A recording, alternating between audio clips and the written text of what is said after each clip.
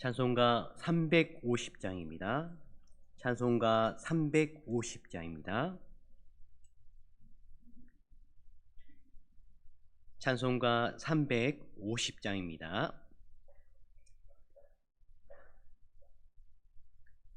우리들이 싸울 것은 혈기 아니요, 우리들이 싸울 것은 육체 아니요, 마귀 권세 맞서 싸워 깨쳐버리고 죽을 영혼 살릴 것일세. 한 마음으로 힘써 나가세. 한 마음으로 힘써 싸우세. 악한 마귀 군사들과 힘써 싸워서 승전고를 울리기까지. 우리들이 입은 갑옷새가 아니요, 우리들이 가진 검은 강철 아니요, 하나님께 받아 가진 평화의 복음 거룩하신 말씀이로다. 한 마음으로 힘써 나가세. 한 마음으로 힘써 싸우세. 악한 마귀 군사들과 힘써 싸워서 승전고를 울리기까지. 악한 마귀 제 아무리 강할지라도 우리들의 대장 예수 앞서가시니 주저 말고 용감하게 힘써 싸우세. 최후 승리 얻을 때까지. 한 마음으로 힘써 나가세. 한 마음으로 힘써 싸우세. 악한 마귀 군사들과 힘써 싸워서 승전고를 울리기까지. 죄악 중에 빠진 사람 죄를 뉘우쳐 십자가에 달린 예수 믿기만 하면 위태한 데 빠진 영혼 구원 얻어서 천국 백성 될 것임일세. 한 마음으로 힘써 나가세. 한 마음으로 힘써 싸우세. 악한 마귀 군사들과 힘써 싸워서 승전고를 울리기까지. 아멘. 하나님 말씀은 마가복음 14장 53절에서 65절 말씀입니다. 마가복음 14장 53절에서 65절 말씀 함께 교독하시고 마지막 절은 함께 읽도록 하겠습니다. 그들이 예수를 끌고 대제사장에게로 가니 대제사장들과 장로들과 서기관들이 다 모이더라.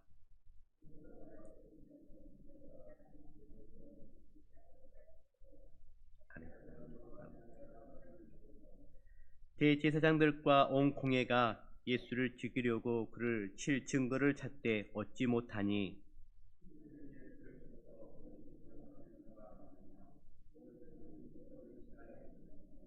어떤 사람들이 일어나 예수를 쳐서 거짓 증언하여 이르되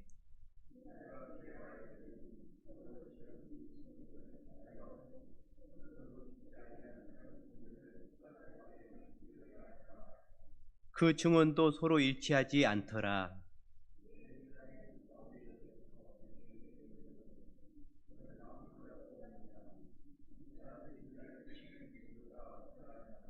침묵하고 아무 대답도 아니하시거늘 대제사장이 다시 물어 이르되 내가 찬송받을 이의 아들 그리스도냐?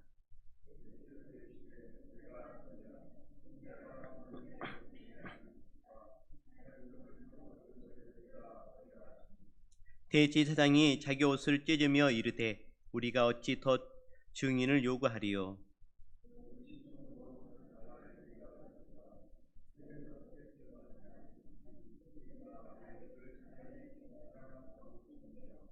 어떤 사람은 그에게 침을 뱉으며 그의 얼굴을 가리고 주먹으로 치며 이르되 선지자 노릇하라 하고 하인들은 손바닥으로 치더라. 아멘. 오늘 이곳에 모인 여러분들에게 하나님의 은혜와 하나님 축복이 함께하기를 바랍니다. 특별히 이 새벽을 깨워 기도하는 여러분들은 우리 기독교에 있어서 대단히 중요하고 또 여러분의 역할이 얼마나 큰지 모릅니다. 지금 현 기독교의 실상을 보면은 많이 힘들고 어려운 가운데 있습니다. 예수교로 가는 우리 기독교는 많은 나라들이 동성연애를 합법화하면서 우리 기독교가 힘들었던 가장 큰 이유 중에 하나가 바로 진화론 때문에 많이 힘들었습니다. 지금 우리 다음 세대가 우리 기독교에 들어오지 못하는 이유 중에 하나가 바로 진화론 때문에 그렇습니다. 그런데 이제는 더 나아가서는 공교육에서 우리 기독교 나라에서는 이제는 젠더리즘을 가르치고 있습니다. 이 젠더리즘은 바로 사회적 성이라는 그러한 악한 것입니다. 그래서 동성연애를 합법함과 더불어서 모든 사회적 성, 남녀의 성이 아니라 이제는 사회적으로 성장하면서 다른 성이 있기 때문에 그런 것과 또 결혼하는 것에 있어서 전혀 문제가 없다라고 하고 있고요. 지금 프랑스에서는 기독교 국가라고 하는 그 프랑스에서는 이제는 남자와 남자가 아니라 이제는 다른 동물과 결혼하는 것에 대해서 지금 법적으로 싸움하고 있다고 들리고 있습니다. 이런 시정 가운데 있습니다. 특별히 우리나라가 지금 기독교 국가 중에 개신교 중에 아직 합법화시킨 몇 안 되는 나라 중에 하나입니다. 그래서 현실적이 얼마나 지금 다급하고 어려운 가운데 있는지를 여러분들 늘 아시고 이 새벽에 기도하는 여러분들 되시길 간절히 바랍니다. 오늘 제자들은 폭력적인 공권력 앞에서 무기력했습니다. 모두 예수님을 버리고 도망했고 수제자 베드로조차 그저 진상을 확인하기 위해 멀찍이 바라만 봅니다. 십자가는 홀로 짊어지고 가야 하는 외로운 길입니다. 그 외로운 길에서 예수님은 어떻게 반응하셨고 우리 또한 그 길을 어떤 자세로 따라가야 할지를 생각하는 새벽이 되었으면 합니다. 53절 말씀입니다. 함께 읽도록 하겠습니다. 그들이 예수를 끌고 대제사장에게로 가니 대제사장들과 장로들과 서기관들이 다 모이더라. 예수님을 신문하기 위해 사내들인 공회가 열립니다.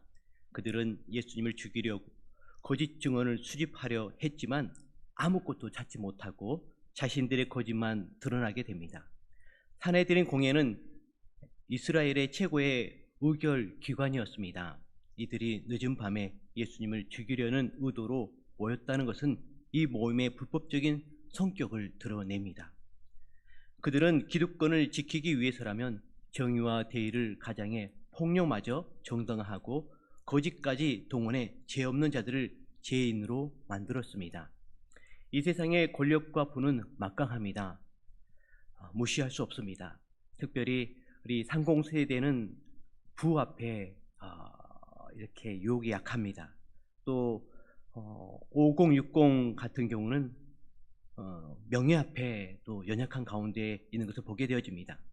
그러나 부와 명예도 한때이기에 영원한 하나님 나라와 의를 쫓아 나아가는 성도 여러분들 되시기를 간절히 바랍니다. 54절 말씀입니다. 베드로가 예수를 멀찍이 따라 대제사장의 집들 안까지 들어가서 아랫사람들과 함께 앉아 불을 쬐더라. 베드로는 멀찍이 따라 대제사장의 집들 안까지 들어왔습니다. 모든 제자가 예수님을 버리고 도망친 상황에서 비록 멀찍이라도 따라간 베드로의 모습에서 그는 예수님을 다 버릴지라도 나는 그렇지 않겠습니다 라고 장담했던 그것이 그래도 공수표는 아니었음을 확인할 수 있습니다. 그러나 그도 거기까지였습니다. 오늘 말씀은 그리스도께서 대처하시는 모습과 베드로가 대처하는 모습이 얼마나 다른지 대조적으로 보여주고 있습니다. 예수님을 따름에 있어서 멀찍이 떨어진 채 예수님을 따를 수는 없습니다. 지금 현 한국 땅에서 그리스도인들의 신뢰도는 많이 떨어진 상태입니다. 코로나 이후로 더욱 그러합니다.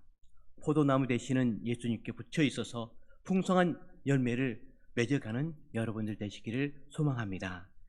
60절에서 61절 말씀입니다. 대제사장이 가운데 일어서서 예수에게 물어 이르되 너는 아무 대답도 없느냐? 이 사람들이 너를 치는 증거가 어떠하냐 하되 침묵하고 아무 대답도 아니하시거늘 대제사장이 다시 물어 이르되 내가 찬송받을 이의 아들 그리스도냐? 대제사장들과 온 공회가 예수님을 죽이려고 그를 칠 증거를 찾았으나 얻지 못하였습니다.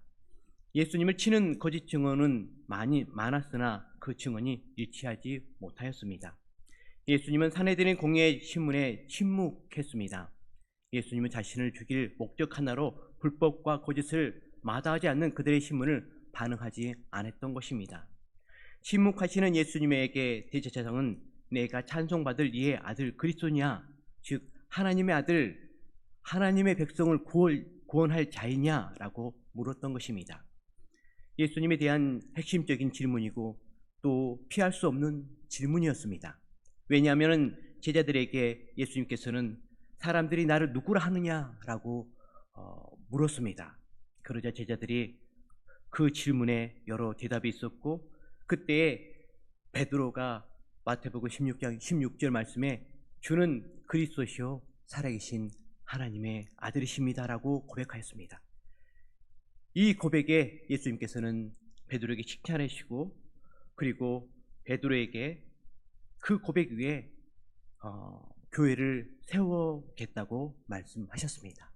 그래서 이러한 대제사장의 하나님의 아들 또 하나님의 백성을 구원할 자이냐, 너가 하나님의 아들이고 그리스도냐 라는 그 질문에 있어서 예수님을 침묵하지 아니하시고 단호하게 이렇게 대답합니다. 62절 말씀을 함께 읽도록 하겠습니다.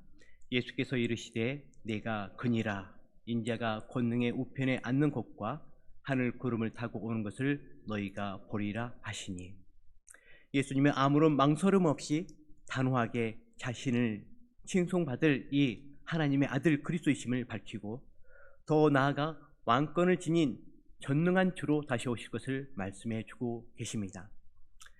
말씀 가운데 세상의 권세자들이 예수님을 신문하고 판결을 내리지만 장차 다시 오실 날에 그들이 예수님 발 아래 엎드려 심판을 받을 것을 말씀하신 것입니다. 예수님은 하나님의 아들이시요 그리스도시며 온 세상의 재판장으로 다시 오실 분이십니다. 이 사실을 온전히 믿음으로 어떠한 상황에서도 담대하게 고백하고 외치며 나아가는 여러분들 되시길 바랍니다. 이 핵심적인 복음을 계속해서 이 땅에 전하면서 또한 복음의 능력을 또한 경험하는 여러분들 되시길 바랍니다. 예수님께서도 이러한 예수님에 관한 그런 말씀, 특별히 핵심적인 너가 하나님의 왕이라고 할 때 내가 왕이다, 내가 그리스도시라고 과감하게 말씀하셨습니다. 우리 삶 가운데서도 이러한 사람들이 그런 상황 가운데 있을 때가 있을 줄 믿습니다. 있을 것입니다. 그럴 때에 여러분들 주저함 없이 예수님께서 말씀하셨던 것처럼 주는 그리스도시요 살아계신 하나님의 아들입니다 라고 고백하는 여러분들 되시길 바랍니다. 그럼을 통해서 저희들 통해서 복음이 힘있게 증거되는 은혜가 있기를 간절히 바랍니다. 예수님은 하반절 62절 하반절 말씀에 공회원들이 이러한 것을 볼 것이라고 말씀하셨습니다. 예수님께서 재림하실 것을, 예수님께서 구름 타고 오시는 것을 보게 될 것이라고 말씀하셨습니다. 그들의 생애 속에서 목격하는 일이라면 예수님 신적 메시아로서 원수들을 심판하시는 현상으로서 부활과 승천, 성전 파괴를 포함한다는 거라는 추측할 수 있겠습니다. 이러한 일들은 재림과 최후 심판을 예표하는 모습이라고 볼 수 있겠습니다. 64절에서 65절 말씀입니다. 함께 읽도록 하겠습니다. 그 신성 모독한 말을 너희가 들었도다. 너희는 어떻게 생각하느냐 하니 그들이 다 예수를 사형에 해당한다고 정죄하고 어떤 사람은 그에게 침을 뱉으며 그의 얼굴을 가리고 주먹을 치며 이르되 선지자 노릇하라 하고 하인들은 손바닥으로 치더라. 스스로 그리스도라는 예수님 말씀에 대제사장은 신성 모독이라고 반응하며 모여있던 사람들이 예수님을 모독하도록 만듭니다. 예수님께서 대답하셨던 그 말씀은 바로 신성 모독으로 연결되는 말씀이었습니다. 그 말씀을 하는 것과 안 하는 것은 엄청난 차이였습니다. 그러나 예수님께서는 아무 주저함 없이 말씀하셨습니다. 이곳에 있는 성도 여러분들, 저희들도 그런 상황이 생길 수도 있습니다. 바로 예수 그리스도를 하나님의 아들로 우리를 구원의 주로 그리스도로 고백하면은 난처할 수 있는 상황이 생길 수도 있을 것입니다. 그러나 예수님께서 고백하셨던 것처럼 여러분들 그 이후에 어떠한 어려움과 더 나아가서는 박해가 있을지라도 고백하는 여러분들 되시길 바랍니다. 그런 결과 이제 재판장이 신성 모독이라고 이제 말하고 또 다른 사람들에게 어떻게 해야 되겠냐고 말합니다.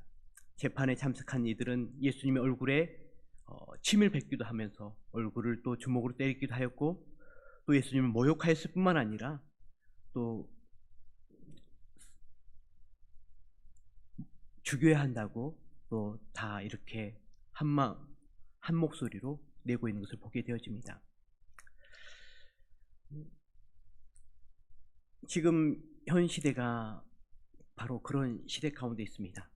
많은 사람들이 예수를 우리의 구원의 주로 받아들이지 못하고 또 받아들였던 그런 나라들도 그런 신앙인들도 이제는 예수님을 그냥 선지자의 한 분으로 받아들이는 그러한 일들 가운데 있습니다. 그래서 이곳에 있는 성도 여러분들, 지금부터라도 여러분들 복음 중에 복음인 예수님께서 하나님의 아들이시고 그리스도라는 것을 증거하는 여러분들 되어주시기를 간절히 바랍니다. 특별히 죽음의 순간 가운데서도 증거해 주십시오.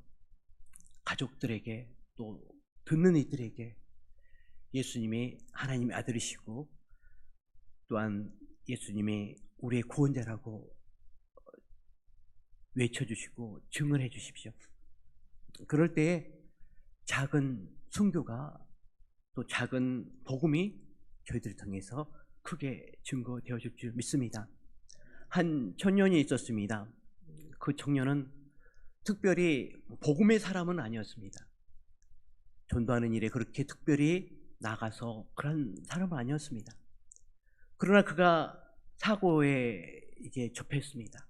바로 물에 빠져 죽게 된 것입니다.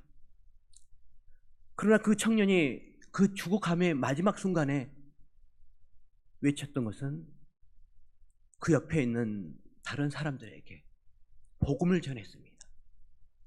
예수님 믿고 구원 받으세요. 예수님 믿고 구원 받으세요.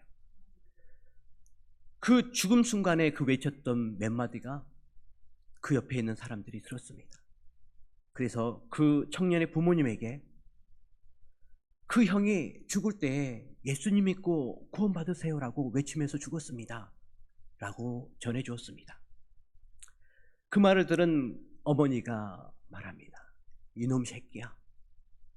그런 말 할 거 있으면은 살아서 나오지. 헤엄쳐서 나오지. 라고 말을 했다고 합니다. 또 그 말을 또 누가 들었을까요? 형제들이 들었습니다. 그 말을 들은 동생들이 마음에 새겼습니다.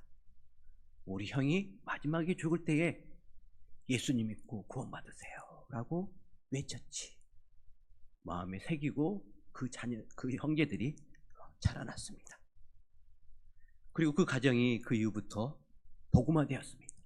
그 전까지는 우상 섬겼던 가정에 부적을 붙였던 그런 가정이었었는데 그러한 청년이 죽은 이후에 부적을 다 떼어내고 그 전까지 묘자를 보면서 늘 묘자리 앞에서 무당했던 가정이었었는데 더 이상 무당으로 묘자리 그에서 무당하지 아니하고 다 끊었습니다. 그리고 그곳에 있는 그 저수지에서 많은 사람들이 죽었었는데 죽음도 이제 멈췄습니다. 그렇습니다. 마지막 죽는 그 순간에 사과서와 같은 그런 죽음이었지만 그가 외쳤던 그 복음이 그것을 듣는 이들에게 그 마음의 새겨짐을 통해서 놀라운 역사가 이루어지고 또 시작되어진 것을 보게 되어집니다. 저희들도 외치시길 바랍니다. 놀라운 복음을 외치십시오. 그러면 누군가가 들을 것이고 마음에 새길 것입니다. 또 우리의 삶이 그것을 끝나는 것이 아니라 여러분들 마지막 하나님께서 부르실 때에 어떠한 죽음일지라도 그 마지막 순간에서도 복음을 외쳐주십시오. 주는 그리스도시요 살아계신 하나님의 아들이십니다 라고 외쳐주십시오. 그러면 그것을 듣는 이들이 마음에 새길 것입니다. 우리 아버지가, 우리 어머님이 마지막 죽으실 때에 복음을 외치셔서 예수님은 그리스도라고 말씀하셨어. 그것을 마음에 새기고 또 그들이 신앙 가운데 자랄 때에 놀라운 하나님의 은혜와 역사가 있을 줄 믿습니다. 기도하도록 하겠습니다. 공의와 사랑의 하나님 아버지, 하나님의 아들 예수 그리스도를 믿음으로 구원의 주로 모시고 또 하나님의 자녀 삼아주시니 너무너무 감사합니다. 그리스도인으로 예수님을 하나님의 아들로 또 그리스도로 고백하고 전하는 일에 있어서 하나님 아버지 적극적이어야 할 텐데 소극적일 때가 많았음을 고백합니다. 그런 저희들의 모습을 용서하여 주시옵소서. 그리고 우리가 지켜야 할 십자가의 길 여정에서 세상 능욕 앞에 또 하나님 아버지 넘어질 때가 많았음을 고백합니다. 하나님 불쌍히 여겨 주시옵소서. 여러 이유로 베드로처럼 멀찍이 예수님을 하나님 따를 때도 있었음을 고백합니다. 하나님 연약한 저희들을 용서하여 주시옵시고 하나님 아버지 어떠한 유혹 앞에서도 주는 그리스도시요 살아계신 하나님의 아들이십니다라는 고백이 저희들이 입술 가운데 있도록 도와주시옵소서. 더 나아가서는 우리의 구원자 예수님을 전하고 복음의 능력을 보게 하여 주시옵소서. 다시 오실 예수님을 전하는 은혜가 있도록 도와주시옵소서.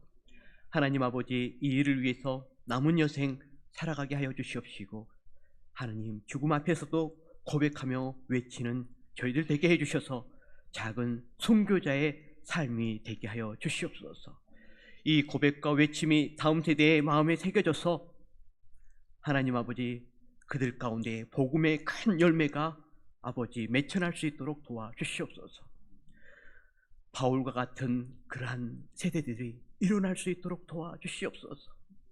스데반이 하나님 아버지 마지막에 복음을 전하다가 하나님 아버지 주저함 없이 아버지 정말 순교하는 모습을 바울이 보고 또한 그가 예수님 만나 변화되었던 것처럼 그런 놀라운 일들이 이 나라 이 땅 가운데에 아버지 많이 나타나게 하여 주시옵소서.